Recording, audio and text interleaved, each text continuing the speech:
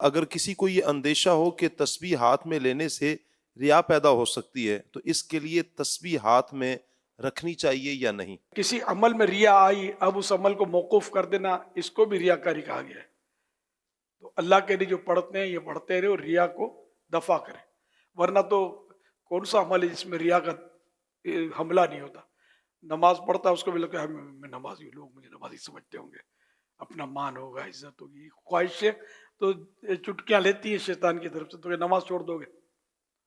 حج کریں گے تو حج کے لیے بھی تو حاجی صاحب بولیں گے، لوگ دعا کا کہیں گے، تو بندہ پھولتا تو ہے نا۔ بعض اوقات یہ کہ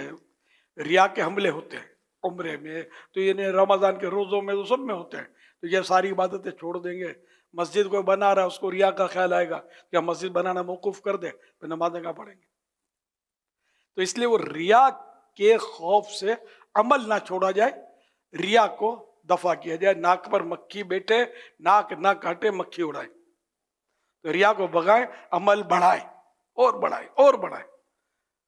تو شیطان انشاءاللہ الکریم جان چھوڑ دے گا کہ یہ مانتا ہی نہیں ہے، چھوڑو اب دوسرا گھر ڈھونڈو۔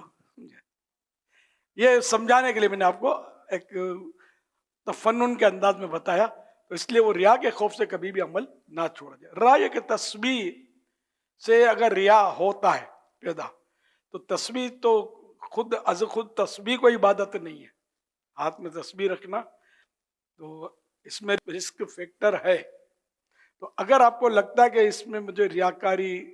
تو تسبیح کے وجہ ہے، حدیثوں میں تو اس پر آیا ہے اسے عقد انامل، تو یہ مطلب انگلیوں کے جو پورے ہوتے ہیں ان پر پڑھنے کا تو آیا ہے حدیث پاک میں، اور یہ اس پر پڑھیں گے تو یہ قیامت کے دن گواہی دیں گے۔ اب تسبیح سیدنا ابو ہریرہ رضی اللہ تعالیٰ عنہ سے تسبیح کی صورت ثابت ہے کہ ایک ڈوری میں آپ نے گرہیں لگائی تھی۔ یوں تسبیح رکھنا تو مباح ہے، گناہ نہیں ہے، اچھی نیت سے رکھنا ثواب ہے کہ میں اس پر پڑھوں گا۔ تو اب جیسے کہ وہ بڑی تسبیح، اس میں زیادہ حملے کا خطرہ ریا کا، تو اب اس کا الٹرنیٹ تو آ گیا کہ رنگ کی تسبیح آتی ہے، اتنی سمجھنی پڑے گی لوگوں کو جب تک ہم یوں نمایاں نہیں کریں گے۔ تو اب یہ کہ یہ ڈیجیٹل تسبیح ہو یا دانوں کی تسبیح ہو، کسی کے ہاتھ میں دیکھ کر یہ نہ سمجھا جائے، یعنی یہ بدگمانی نہ کی جائے کہ یہ ریاکاری کر رہا ہے، تو پھر ہم گناہ گار ہو جائیں گے کہ ہمارے پاس کیا دلیل ہے کہ یہ ریاکار ہے۔ پھر ریا کا تعلق دل سے ہے، تو وہ دل چیر کر ہم نے کہاں دیکھا ہے کسی کا؟ تو اس طرح مطلب یہ کہ تو تسبیح اگر اس لیے رکھی کہ میں اس پہ پڑھوں گا، اب جیسے تسبیح ہے فاطمہ 33 بار سبحان اللہ، 33 بار الحمدللہ، 34 بار اللہ اکبر، یہ ہم جو پڑھتے ہیں نا تسبیح فاطمہ، تو اب اس میں بغیر تسبیح کے ذرا پڑھنا